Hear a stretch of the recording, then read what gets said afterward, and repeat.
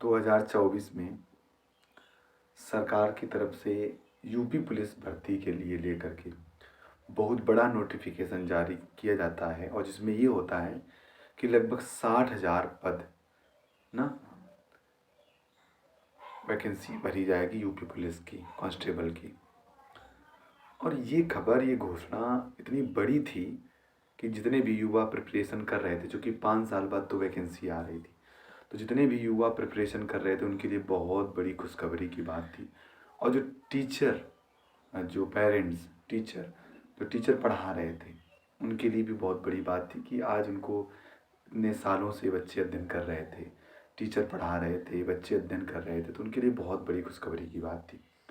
और पेरेंट्स के लिए एक आशा की किरण, एक आशा की झलक किरण के रूप में निकली वो, कि अब कहीं ना कहीं एग्ज़ाम होगा, बच्चे सेलेक्ट होंगे और और कहीं ना कहीं तो सेलेक्ट होंगे।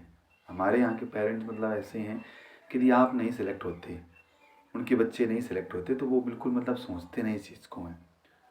वही सोचते हैं कि चलो किसी के बेटे तो हुए। ऐसी हमारी माएँ हैं, ऐसे सोचने वाली, ऐसे हमारे पेरेंट्स हैं। तो सभी तैयारी में थे, सभी मेहनत कर रहे थे, बहुत ज़्यादा मेहनत किए। बच्चे ऐसे ऐसे बच्चे थे, लाइब्रेरी में पढ़े हुए थे कि वो उगता सूरज नहीं देखते थे, ना ही डूबता सूरज देखते थे। महीनों लाइब्रेरी में पढ़े रहे और बहुत मेहनत की। और दूसरी तरफ दूसरे कैटेगरीज के ऐसे बच्चे रहे होंगे जो मेहनत नहीं करना चाहते, and they have a lot of money, उनके पास बहुत ज़्यादा पैसा है, वो नहीं चाहते कि वो मेहनत करें, वो आसानी से जीवन में नौकरी पाना चाहते हैं और जितने भी संसाधन हैं जो उनको सुख देने वाले हैं उनको आसानी से पाना चाहते थे। तो उन्होंने जुगाड़ लगाना चालू कर दिया कि कैसे एक इतना बड़े लेवल पर एग्ज़ाम होने जा रहा, लगभग 60 लाख अभ्यर्थी इस एग्ज़ाम को देने जा रहे हैं और लगभग 60,000 बच्चे इसमें चयनित होंगे जा कर के। इतने बड़े लेवल पर पूरे राज्य में, यूपी स्टेट में ये एग्ज़ाम कंडक्ट कराया जा रहा है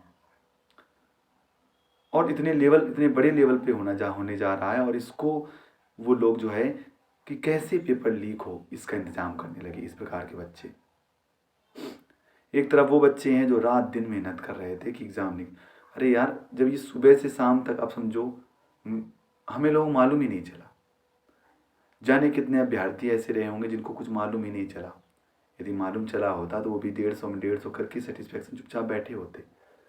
आज जो जितना भी आप देख रहे हो, एजिटेशन कर रहे हैं, जितना भी लोग इसके खिलाफ बोल रहे हैं, जितने भी बच्चे हैं, वो सब प्योर बच्चे हैं जो अपनी हार्ड वर्क ना, जो मेहनत की है उस पर अकेले बिलीव करते हैं कि मेहनत करेंगे तो नौकरी। जो उनको गुण उनके शिक्षकों द्वारा, उनका ये गुण जो उनके पेरेंट्स द्वारा सिखाया गया है कि कोई भी चीज़ जो है ना फालतू में फ्री में नहीं लेना है।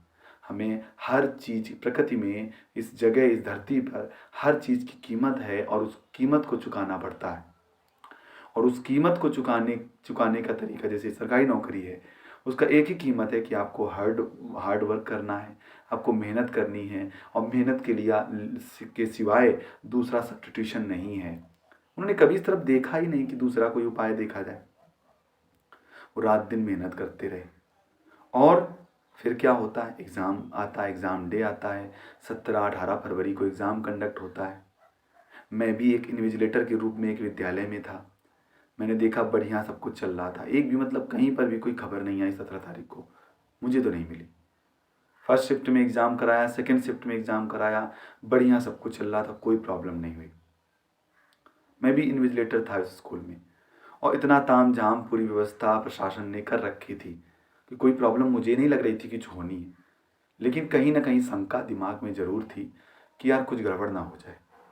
इतना बच्चों की आशाएं, इतना होप सब बच्चे लिए हुए हैं, सभी अभ्यर्थी लिए हुए हैं कि उनको आप नौकरी एक मिल जाएगी। 60,000 को तो मिलेगी कम से कम। 5 लाख फार्म, 50 लाख फार्म भरे, 50 लाख को नहीं मिले, किसी के घर में तो दीपक जलेंगे ना। और उजाले में इतनी क्षमता होती है कि कहीं पर भी, चाहे इतना बड़ा हॉल हो, यदि एक दीपक भी जल जाता है ना तो उजाला हो जाता है। तो यही था कि 50 लाख फार्म भरे पड़े हैं, उसका यदि 50,000 60,000 बच्चों के घर में भी दीपक जलेगा, दिवाली के तरीके चीज़ें सेलिब्रेट की जाएंगी ना। नेक्स्ट आने वाली होली को लोग सेलिब्रेट अच्छे तरीके से कर पाएंगे। तो यदि इतना ही हो जाएगा तो उससे हम भी उसमें उस नहा लेंगे उस गंगा में। हम सभी यही सोचते हैं, हमारा ऐसा समाज है, हमारा ये भारतीय संस्कृति है, ठीक है।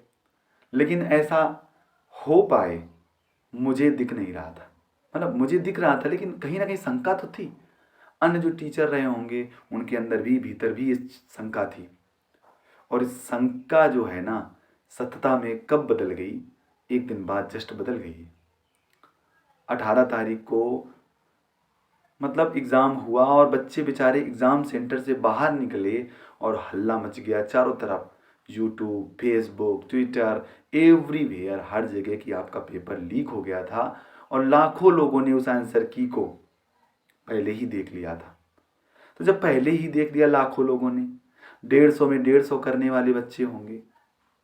जो पढ़ाई की है वो इतना 150 नहीं कर पाते भाई, वो मेहनत उतनी ही कर पाते जितनी उनकी क्षमता होती। तो चलो मैं टॉपर जो होगा मेहनत करके लाएगा 130 135 क्वेश्चन सही कर देगा, इतना पूरा तो नहीं आता ना किसी को।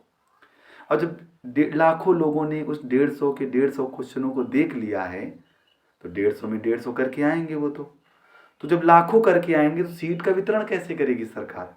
सरकार कैसे देगी सीटों को? और जो अभ्यर्थी जो मेहनती हैं, जिन्होंने मेहनत की थी, वाकई में मेहनत की थी, वो बेचारे क्या करेंगे?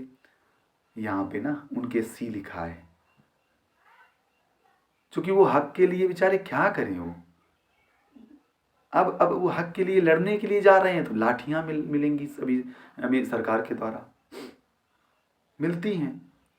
तो मेरी रिक्वेस्ट है सरकार से, ये इस वीडियो को ज़्यादा से ज़्यादा शेयर करो। ये रिक्वेस्ट है कि उनको प्लीज़ अब की बार ना लाठियां मत देना, उनको प्रेम से बुलाना, उनके जो भी उनके ग्रीवेंसेस हैं, जो भी उनकी समस्याएं हैं, उनकी समस्याओं को सुनना और उन समस्याओं का निराकार कर देना, बस इतनी ही आपसे रिक्वेस्ट है। और आप विद्यार्थीगण, हम सभी इस एजिटेशन में इस गलत हुए, जो भी हमारे संग गलत हुआ है उसके खिलाफ हम सभी आवाज़ उठा रहे हैं।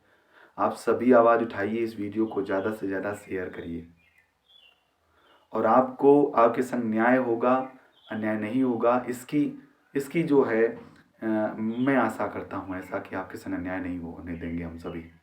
हम सभी मिलकर के इस प्रोटेस्ट में हिस्सा लेंगे, और जो भी लोग इन गलत कार्यों को किए हैं उनको सज़ा दे सरकार, क्योंकि बहुत सारी उनकी लोगों की आशाओं को, उनके पेरेंट्स की आशाओं को लोगों ने कहीं ना कहीं कत्ल किया है एक मर्डर के रूप में। तो हम सभी सरकार से रिक्वेस्ट करेंगे, और आप सभी मित्रगण जो भी हमारे आगे टीचर्स हैं, जो इस एजुटेशन को, इस मूवमेंट को लेकर के चल रहे हैं, और जो भी उनके पास साक्ष्य है उन साक्ष्य को प्रदर्शित करने का प्रयास कर रहे हैं, उनके साथ हुई ज़्यादा से ज़्यादा लोग जुड़िए। चूँकि बताते हैं कि ना मुट्ठी में ताकत होती है, इन 5 अलग अलग उंगलियों में ताकत नहीं है, इस मुट्ठी में ताकत है। तो आप सभी साथ हो जाइए, समझ रहे हैं आप सभी।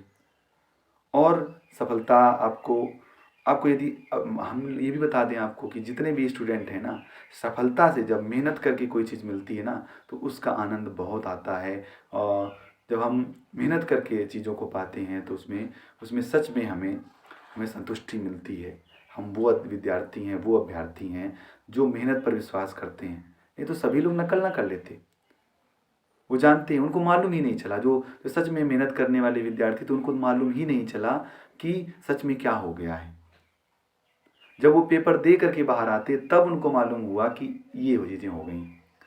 वो तो अपना किताबों में घुसे रहे, वो सोशल मीडिया पर ये नहीं चेक करने गए कि पेपर लीक कैसे होता है ना, ये कुछ नहीं देखने गए पेपर लीक हो गया है, इसके बारे में जानकारी उनको बेचारों की नहीं हुई।